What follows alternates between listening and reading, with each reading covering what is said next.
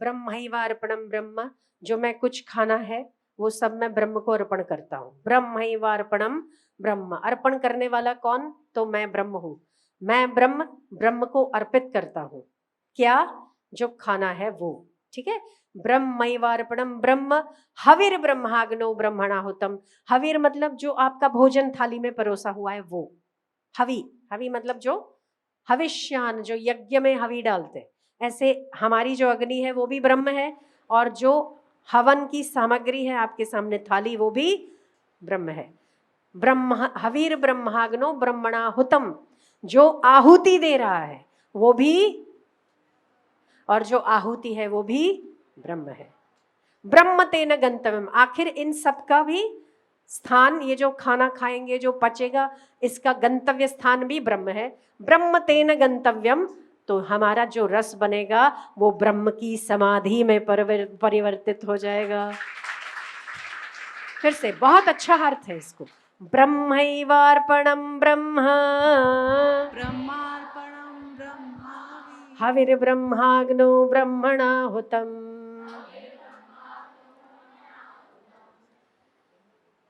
ब्रह्मार्पणम ब्रह्म हविर ब्रह्माग्नो ब्रह्मणाहुतम। ब्रह्मैव तेन गंतव्यम ब्रह्मैव तेन गंतव्यम ब्रह्म कर्म समाधिना।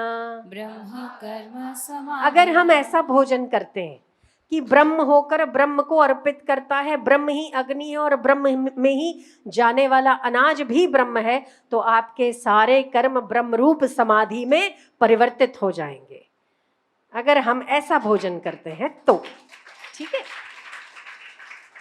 अहम वैश्वानरो भूत्वा अहं वैश्वानरो भूत्वा प्राणिनां देहमाश्रितः प्राणिनां देहमाश्रितः प्राणापान समायुक्तम् प्राणापान समायुक्तम् प्राणापान समायुक्तः प्राणापान समायुक्तः पचाम्यन्नं चतुर्विधम्। पचाम्यन्नं चतुर्विधम्।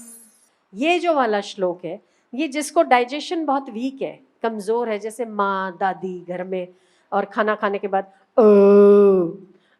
डकारे नहीं लेते रहते है ना, डाइजेशन वीक होता है, खाना पचता नहीं है, भूख लगती नहीं है, दुबले दुबले रहते हैं, उन लोगों को ये वाला श्लोक खाना खाने के बाद सीधे हाथ की बड़ी उंगली, ये तर्जनी है और ये मध्यमा बोलते हैं। आपको पता है इन 5 उंगलियों को क्या बोलते हैं?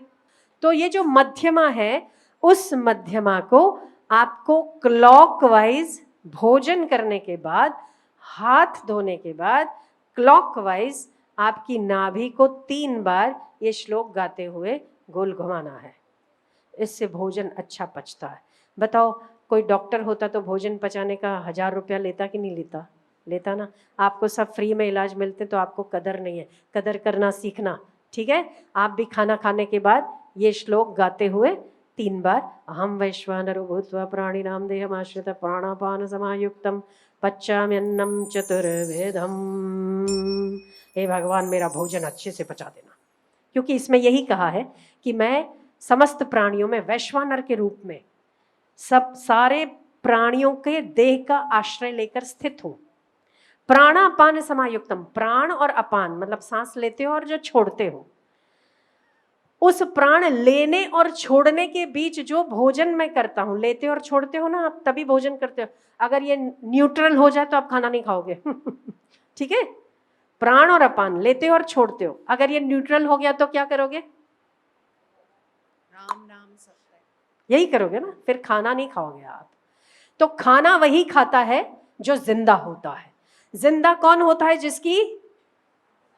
जिंदा कौन होता है? जिसकी सांसें चलती है। तो भगवान कहते हैं यहाँ पर, जिसकी सांस चलती है, प्राण और अपान की गति है जिसमें, जिसकी सांस चलती है, उसके अंदर मैं अन्न को 4 प्रकार से, 4 प्रकार के, हम लोग 6 प्रकार के अनाज खाते हैं, 6 रस बनाते, 6 प्रकार के अनाज खाते, पर मैं चारों प्रकार से, मतलब चारों ओर से, हम नहीं कहते तू चिंता मत कर मैं चारों ओर से तेरी सुरक्षा में हूं।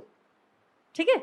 मैं चारों ओर से तेरी सुरक्षा में हूं, तू चिंता मत कर। तो यह भगवान कहते हैं कि जिसके प्राण और अपान की गति चल रही है, ऐसे ऐसे मनुष्य के भीतर मैं अन्न के रूप में पाचन करता हूं, चारों प्रकार से उसके सारे पाचन को हजम करके उसके भीतर रस बनाने वाला मैं वैश्वानर भगवान हूं।